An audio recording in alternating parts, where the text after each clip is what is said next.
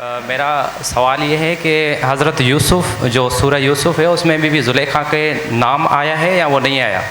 اور اگر نہیں ہے اس میں تو وہ ہم نے کہاں سے مطلب آئمہ نے بتایا ہے، آئمہ نے، نبی نے بتایا جی۔ اور دوسرا سوال یہ ہے کہ قرآن پاک کی ایک مطلب قرآن پاک میں ذکر ہے کہ جیسا مرد نیک ہوگا اس کی ویسی ہی بیوی جو ہے نا اس کو نیک ملے گی، تو جو ہے ملیں گی نہیں ہے، مطلب اس کو ہر نیک کے لیے نیک ہے، اب تم ڈھونڈ نہیں پائے۔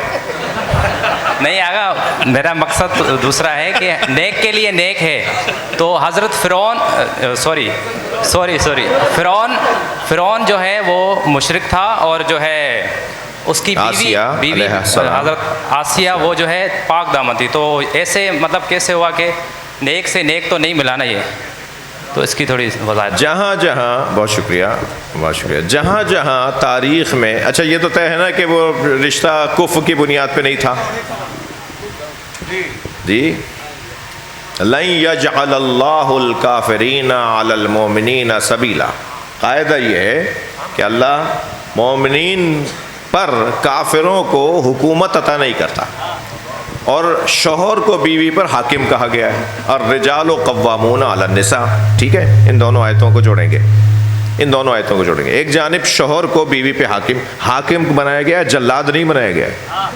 ہاں غلط فہمی نہ ہو کہ مولانا یہ کیا بول رہے ہیں، یہ قرآن نے کہا ہے شوہر کو بیوی پر حاکم، شوہر بیوی پر حاکم ہے، جلاد نہیں ہے۔ حاکم سہولتیں وسائل فراہم کر کے دیتا ہے، جلاد نہیں ہوتا۔ حاکم کا کام سہولتوں کو فراہم کرنا ہوتا ہے، وسائل کو فراہم کرنا ہوتا ہے، آسانیوں کو فراہم کرنا ہوتا ہے۔ حاکم اولویت نہیں رکھتا، میرے اوپر میرے ملک کا حاکم اولویت نہیں رکھتا، شاید کبھی کبھی برعکس ہو، تو یہ کوئی ضروری نہیں ہے کہ حاکم جو ہوگا وہ اولیٰ ہوگا، اعلیٰ ہوگا، ارفع ہوگا، افضل ہوگا۔ حاکم کا افضل ہونا ثابت نہیں ہے، یہ بات ایک علیحدہ بحث۔ شوہروں کو بیویوں پر حاکم بنایا گیا، یہ قرآن، یہ بھی قرآن کے اللہ نے کبھی بھی کافروں کو مومنوں پر حکومت نہیں دی، ٹھیک ہے؟ تو یہ کیسی شادی ہو گئی بھائی؟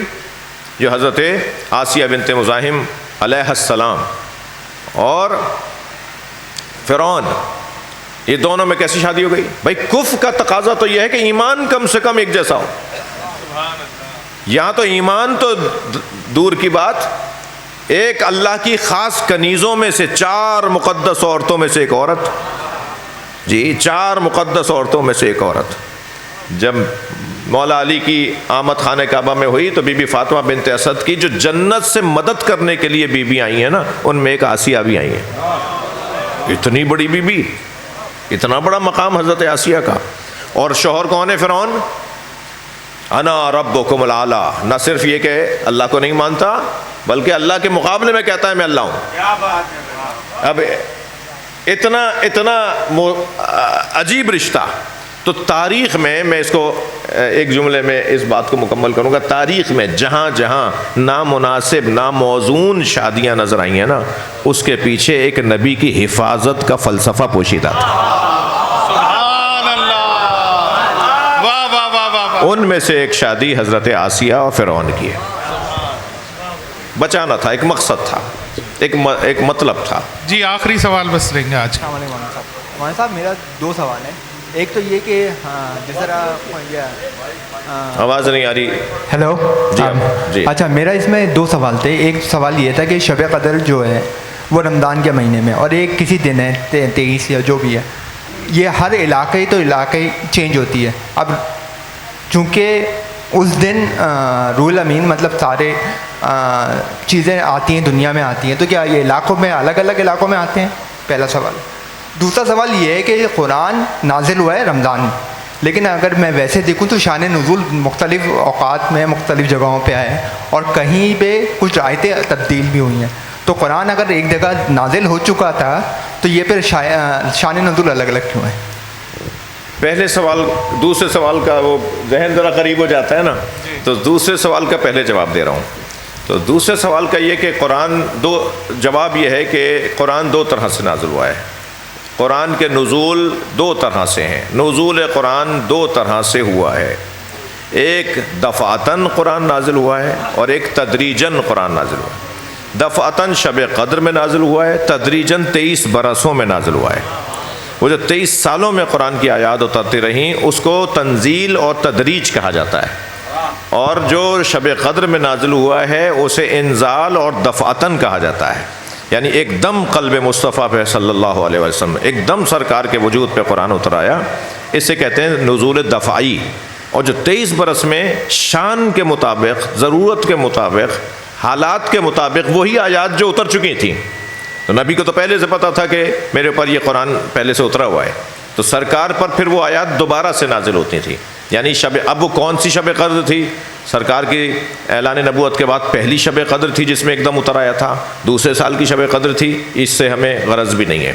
ہمیں اس سے غرض ہے کہ قرآن کی یہ 2 طرح کے جو نزول ہیں وہ اس لیے کہ یہ قرآن نازل بھی 2 طرح سے ہوا ہے۔ اس کو اگر علامہ ذیشان درجوادی نے بڑی اچھی مثال دی ہے کہ جب آپ عمارت بنانے لگتے ہیں، گھر بنانے لگتے ہیں، کوئی بلڈنگ بنانے لگتے ہیں، تو سارا جو میٹیریل ہوتا ہے وہ آپ ایک ساتھ اگر جمع کر لیں، اینٹیں بھی آ گئیں، پتھر بھی آ گئے اور یہ سب چیزیں آپ نے جو مال ہے وہ سارا ایک جگہ جمع کر لیا، لیکن جب آپ لگاتے ہیں تو پھر ترتیب کے مطابق لگاتے ہیں۔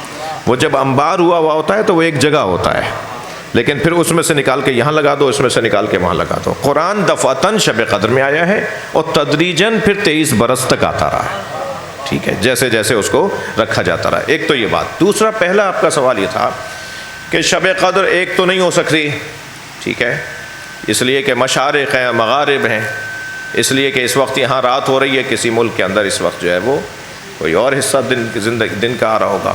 تو پہلے تو میں آپ سے عرض کروں کہ 12 گھنٹے میں ایک لمحہ کم سے کم، زیادہ سے زیادہ کئی گھنٹے رات میں مشترک ہوتے ہیں۔ 12 گھنٹوں میں پوری دنیا میں چاہے وہ ایک لمحے کا اشتراک ہو، مگر پوری دنیا میں ایک اشتراک رات ہوتی ہے۔ وہ جو ایک لمحہ ہے نا، وہ جو ایک لمحہ اس ملک کے اندر اور ہمارے اس ملک کی رات کے اندر جڑ رہا ہے، وہی شب قدر کا اتصال ہے۔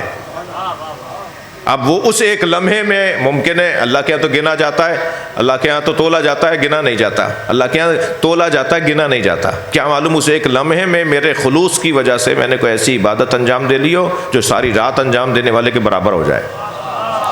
تو ہمیں شب قدر کے اشتراک کی جو کا لمحہ ہے اس ملک کے لوگوں میں اور ہمارے لوگوں میں ایک رات کا ایک دورانیہ مشترک ضرور ہوتا ہے، اس لیے شب قدر مشترک ہو سکتی ہے۔ دعا فرما دیجیے۔ اللہم صلی علی محمد وآل محمد۔ یا اللہ ہمارے بولنے بیٹھنے کو عبادت شمار فرما، ہم سب کی عاقبت بخیر فرما، امور مسلمین کی اصلاح فرما، امام زمانہ کے ظہور میں تعجیل فرما، حاجات کی برابری کے لیے، دعاؤں کی قبولیت، مرحومین کی مغفرت کے لیے بلند تر صلوات۔